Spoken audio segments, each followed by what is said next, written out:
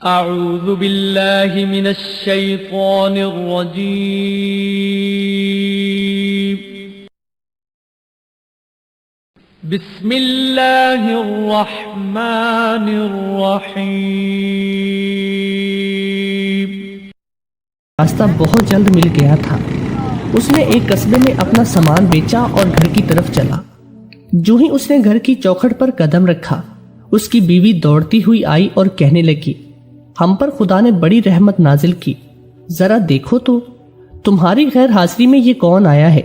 یہ کہتے ہی بیوی نے عبد الولی کی گود میں ایک ننھا سا بچہ دے دیا۔ یہ ہے تمہارا بیٹا، آخر خدا نے ہماری دعا سن ہی لی۔ ارے یہ کیا غضب کر دیا تم نے، ولی نے چلا کر کہا۔ کیوں، کیا ہوا؟ بیوی نے گھبرا کر پوچھا۔ تب اس نے بیوی کو ساری داستان سنائی اور بتایا کہ میں تو کنویں والے جن سے وعدہ کر چکا ہوں کہ گھر میں داخل ہوتے ہی بیوی جو کچھ میرے بازو میں دے گی وہ میں اسی جن کے حوالے کروں گا۔ اس کا یہ خیال اب غلط ہو گیا۔ اس نے کوئی خواب دیکھا تھا، وہ خواب نہیں ایک سچا واقعہ تھا۔ بیوی نے چڑھ کر کہا، بھلا جنات بھی انسانوں سے کہیں ایسے وعدے لیا کرتے ہیں؟ کہیں تم نے بھنگ تو نہیں پی لی؟ ارے نہیں، لا حول ولا قوت۔ عبد الولی نے کہا اور قسم کھائی، وہ جو کچھ کہہ رہا ہے بالکل صحیح ہے۔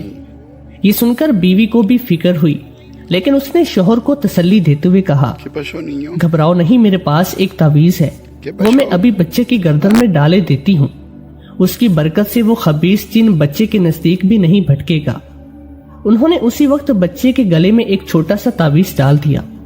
دن گزرنے لگے، بچہ روز بروز بڑا ہوتا گیا، یہاں تک کہ 10 سال بیت گئے۔ اس لڑکے کا نام ماں باپ نے رمضان رکھا تھا، کیونکہ وہ رمضان کے مہینے میں پیدا ہوا۔ اگلے دن وہ گلی میں کھیل رہا تھا کہ کنویں کا جن نمودار ہوا اور بولا، رمضان ادھر آؤ، میرے ساتھ چل کر نخلستان میں رہو، تمہارے باپ نے مجھ سے وعدہ کیا تھا کہ وہ تمہیں میرے حوالے کر دے گا۔ جن کی خوفناک صورت دیکھتے ہی دوسرے بچے ڈر کر بھاگ گئے، لیکن رمضان وہیں کھڑا رہا۔ اس نے جواب دیا، نہیں، میں اپنے ماں باپ کو چھوڑ کر تمہارے ساتھ نہیں جا سکتا۔ یہ کہہ کر وہ اپنے گھر کی جانب دوڑا۔ جن نے لپک کر اس کو پکڑنا چاہا، لیکن تعویذ کی وجہ سے جن کا ہاتھ اس تک نہیں پہنچ پایا۔ آخر وہ غصے سے دانت نکالتا ہوا اور بھیڑیے کی طرح غراتا ہوا چلا گیا۔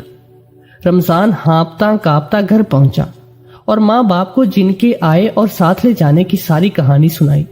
وہ فوراً اس کو ایک بوڑھے فقیر کے پاس لے گئے۔ اس نے رمضان کی زبانی سارا قصہ سن کر کہا، گھبرانے کی کوئی بات نہیں۔ اس نے رمضان کی زبانی سارا قصہ سن کر کہا، گھبرانے کی کوئی بات نہیں، اس تعویذ کی برکت سے وہ شریر جن رمضان کو اٹھا لے جانے میں کامیاب نہیں ہوگا۔ جب تک یہ تعویذ اس کی گردن میں پڑا رہے گا، کوئی جن اس کے قریب نہیں بھٹک سکتا، لیکن اگر یہ تعویذ کھو گیا یا اس کی گردن سے کسی نے اتار لیا تو جن اسے اٹھا کر لے جائے گا۔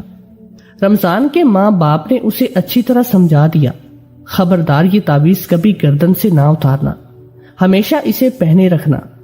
رمضان نے وعدہ کیا کہ وہ ایسا ہی کرے گا۔ پھر کئی برس گزر گئے۔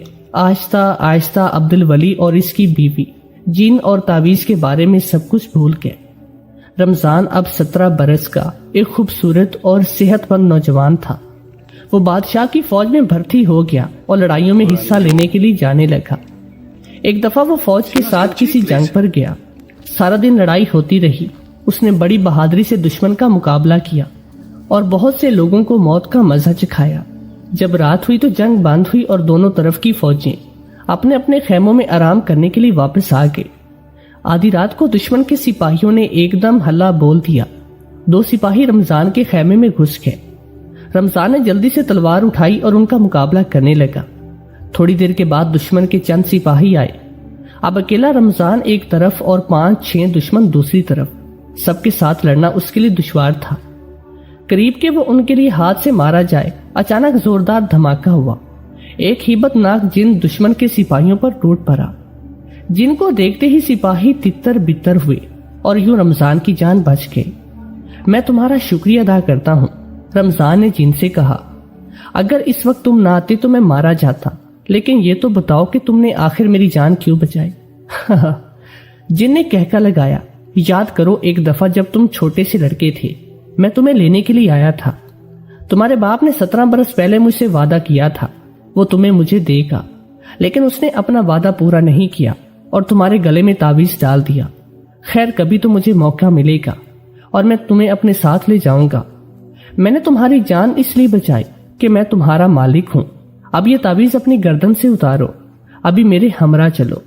دنیا بھر کی نعمتیں میں تمہیں دوں گا، اچھے اچھے کھانے، بہترین کپڑے اور کوہ کاف کی سیر بھی، جہاں حسین پریاں اور بڑے بڑے دیو ہیں اور بے شمار طلسماتی چیزیں ہیں جنہیں دیکھ کر تم خوش ہو کے اگر تم نے میرے حکم کی تکمیل نہ کی تو یاد رکھو میں بہت سخت انتقام لوں گا، تمہیں اور تمہارے مکار ماں باپ کو بھی مار ڈالوں گا۔ ابھی جن کی تقریر جاری تھی کہ آسمان پر سے روشنی چمکی اور اس روشنی میں ایک سنہری تخت اتر کر زمین پر آیا۔ 4 دیو اس تخت کو کندھوں پر اٹھائے ہوئے تھے۔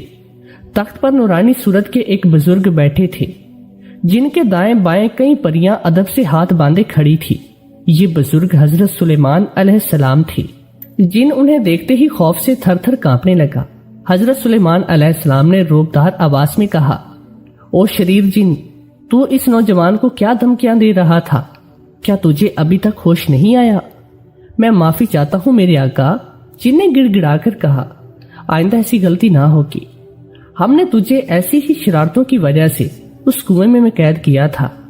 حضرت سلیمان علیہ السلام نے کہا، لیکن چونکہ تو نے اس نوجوان کی جان بچائی اس لیے ہم تیری باقی سزا معاف کرتے ہیں، اب تجھے آزاد کیا جاتا ہے، مگر خبردار آئندہ اس نوجوان اور اس کے باپ کو کبھی مت ستائیو ورنہ عبرتناک سزا ملے گی۔ اس کے بعد حضرت سلیمان علیہ السلام نے رمضان سے کہا، اے نوجوان، اب تو بالکل بے خوف ہو کر اپنے گھر جا، اس جن کا ڈر اپنے دل سے نکال دے۔ چند لمحوں کے بعد حضرت سلیمان علیہ السلام کا تخت دوبارہ آسمان کی جانب بلند ہوا اور دیکھتے ہی دیکھتے نظروں سے غائب ہوا۔ اس کے بعد وہ جن انہیں پریشان کرنے کے لیے کبھی نہ آیا۔ اس طرح کی مزید اچھی کہانیاں سننے کے لیے ہمارے اس YouTube چینل کو سبسکرائب کر لیں۔ شکریہ۔